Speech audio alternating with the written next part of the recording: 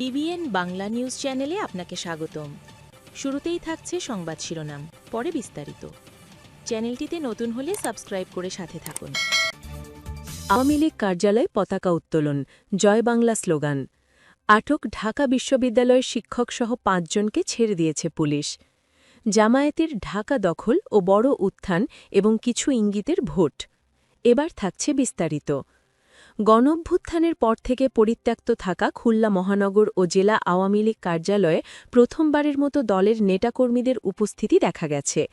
রোববার বিকেলে নগরের লোয়ার যশোর রোডের শঙ্খ মার্কেট এলাকায় অবস্থিত কার্যালয়ে প্রবেশ করেন কার্যক্রম নিষিদ্ধ আওয়ামী লীগের একদল নেতাকর্মী। এ সময় তারা জাতীয় পতাকা উত্তোলন করে বঙ্গবন্ধু শেখ মুজিবুর রহমান ও ক্ষমতাচ্যুত প্রধানমন্ত্রী শেখ হাসিনার ছবিতে ফুলের মালা দেন এবং জয় বাংলা স্লোগান দেন। ঘটনার ভিডিও সামাজিক যোগাযোগ মাধ্যমে ছড়িয়ে পড়েছে।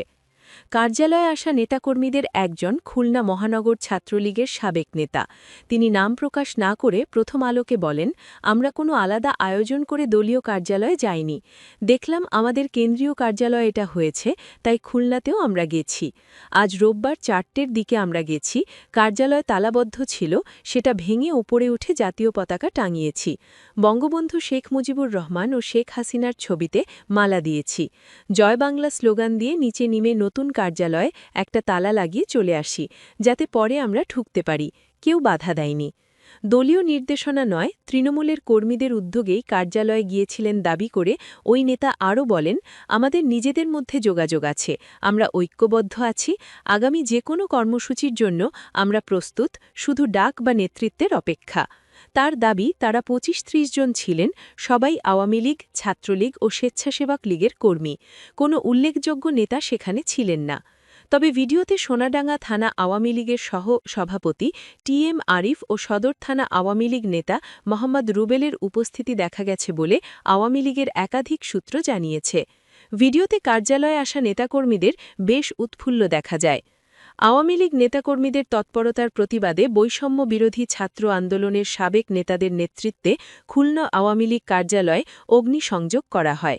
আজ রোববার সন্ধ্যায় খুলনা সদর থানা আওয়ামী লীগের সভাপতি সাইফুল ইসলাম হোয়াটসঅ্যাপে প্রথম আলোকে বলেন, এতদিন একটি অবৈধ সরকার ছিল, মাৎসন্যায়ের রাজত্ব চলছিল।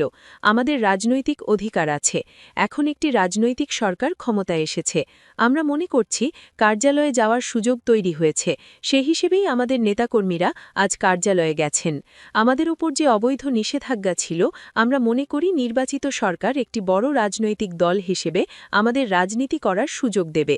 সব মিলিয়ে আমরা আশা করছি শিগগিরই কার্যক্রম শুরু করতে পারব। ৫ আগস্ট ২০২৪ সালে শেখ হাসিনা সরকারের পতনের পর খুলনা মহানগর ও জেলার বিভিন্ন স্থানে আওয়ামী লীগের কার্যালয়গুলোতে হামলা ও ভাঙচুর চালানো হয়। এর একদিন আগে ৪ আগস্ট মহানগর ও জেলা আওয়ামী লীগ কার্যালয়ে বিক্ষোভকারীরা ভাঙচুর ও অগ্নিসংযোগ করেন। এরপর থেকে জেলা ও মহানগর আওয়ামী লীগ কার্যালয়ে কাউকে যেতে দেখা যায়নি। অন্যদিকে এই ঘটনার পর সন্ধ্যায় বৈষম্য বিরোধী ছাত্র আন্দোলনের সাবেক নেতাদের নেতৃত্বে আওয়ামী লীগ কার্যালয় ভাঙচুর করা হয়। পাশাপাশি কাঠির দরজা ও কাগজপত্রে আগুন জ্বালিয়ে দেন তারা।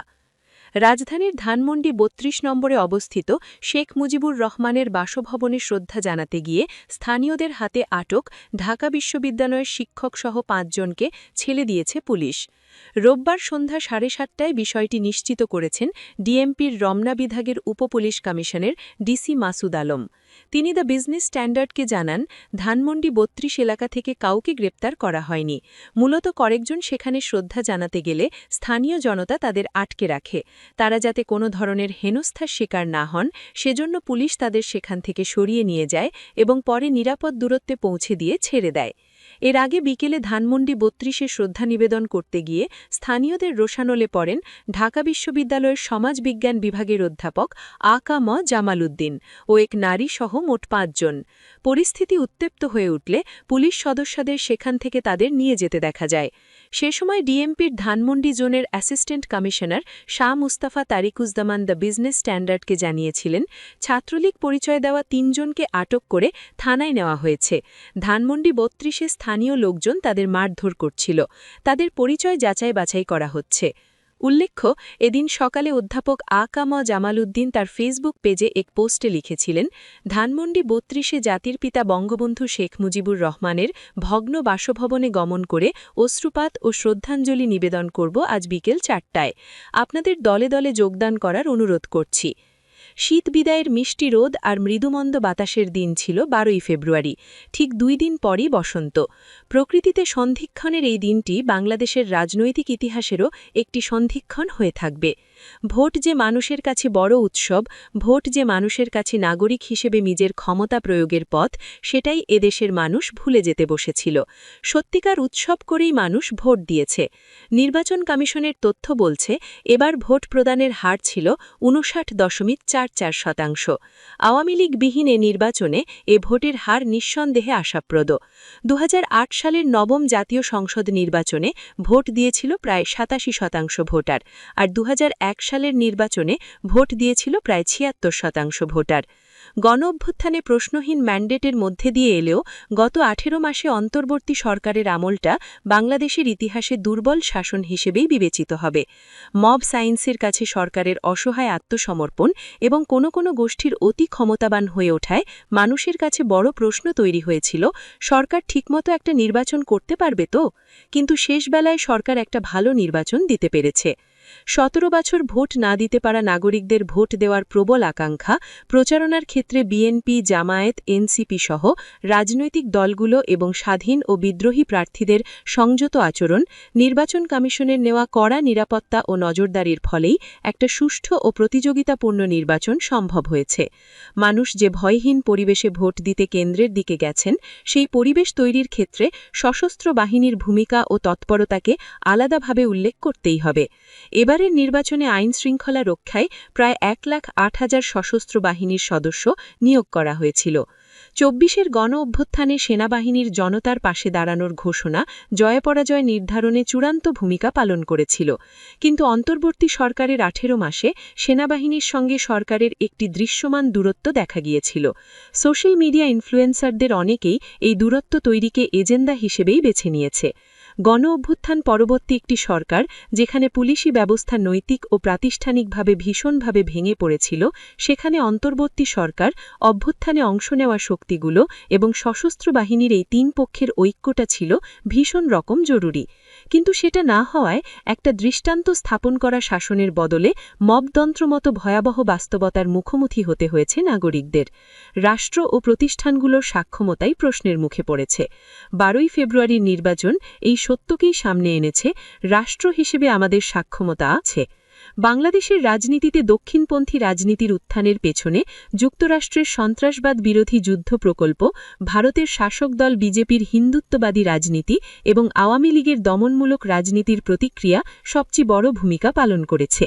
বাংলাদেশ শুধু রাজনৈতিক নয়, সামাজিক মেরুকরণের দিক থেকেও সন্ধিক্ষণে দাঁড়িয়ে।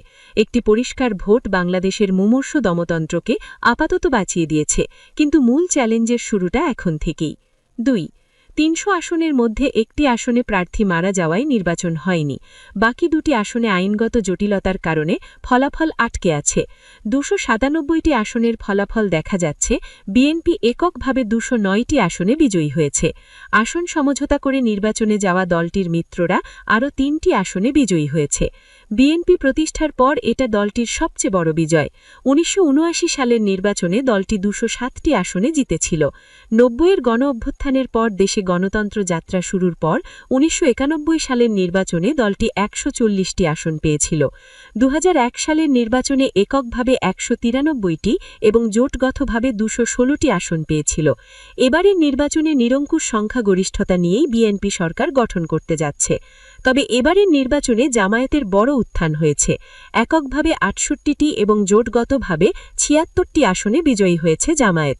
সবচেয়ে বড় বিষয় হচ্ছে, নির্বাচনের আগে সোশ্যাল মিডিয়ায় জামায়াত হাইপ তুলতে সক্ষম হয় যে এবারের নির্বাচনে ৯১-এর নির্বাচনের পুনরাবৃত্তি হতে পারে। ফলাফল ঘোষণার পরও সেই টানটান উত্তেজনা তারা জিগিয়ে রাখতে পারে। ৯১-এর নির্বাচনের সব জরিপ ও বিশ্লেষকদের পূর্বাভাস ছিল সেবার আওয়ামী লীগ জিততে চলেছে। কিন্তু বাংলাদেশের ইতিহাসে সবচেয়ে প্রতিযোগিতাপূর্ণ সেই নির্বাচনে শেষ পর্যন্ত বিএনপি জিতেছিল। এর আগে বিএনপির সঙ্গে জোটগতভাবে নির্বাচন করে জামায়াত 2001 সালে 15টি এবং 2008 সালে 2টি আসন পেয়েছিল। 90 সালে এককভাবে নির্বাচন করেছিল জামায়াত, সেবারে দলটি আসন পেয়েছিল 3টি। 2001 সালের নির্বাচনে জামায়াত 18টি আসন পেয়েছিল। রাজনৈতিক মহলে এই আলাপ আছে যে সেই নির্বাচনে বিএনপির সঙ্গে ভেতরে ভেতরে তাদের একটি রাজনৈতিক সমঝোতা হয়েছিল। অন্তর্বর্তী সরকারের 1.5 বছরে মাজার ভাঙা, বাউলদের ওপর আক্রমণ থেকে শুরু করে নারী, সংখ্যালঘুরা আক্রান্ত হয়েছেন।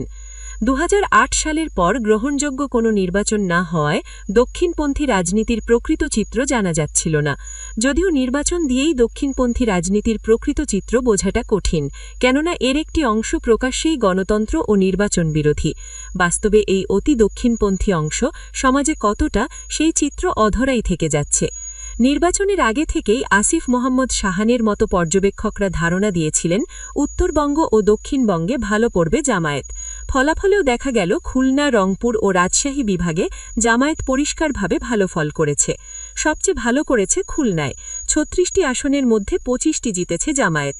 রংপুরের 33টির মধ্যে 16টি এবং রাজশাহীর 39টির মধ্যে 11টি আসন জিতেছে জামায়াত। জামায়াত জয় পাওয়া আসনগুলোর বেশি